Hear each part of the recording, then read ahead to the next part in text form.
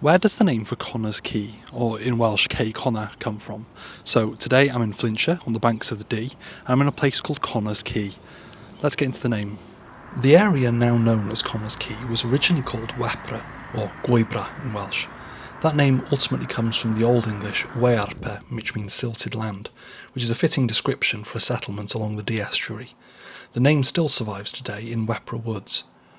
By the 1700s, the River Dee had begun to silt up, restricting navigation.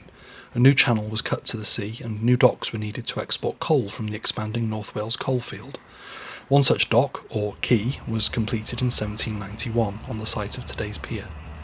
Now, the Connah family were very important to the industry of the area, but the quay is named after one member of that family in particular, and that's James Connah, who died in 1787. The Welsh name, Cei Connah, directly translates to Connah's Quay. Quay is borrowed from Middle English Quay, which means a quay or a wharf. With the growing success of the Irish mail trains along the coastal track that connected Chester to Holyhead and further to Dublin, Connah's Quay became a key industrial hub.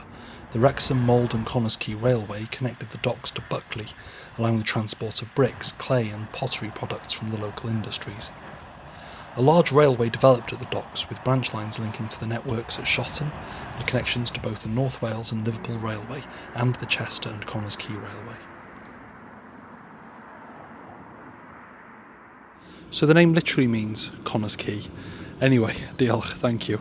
Give us a like, give us a share and give us a subscribe, and if you want to support me on my quest to explain every place name in Wales, and a couple outside of it as well, you can on my Patreon, the link's in my bio. Diolch, have a good one.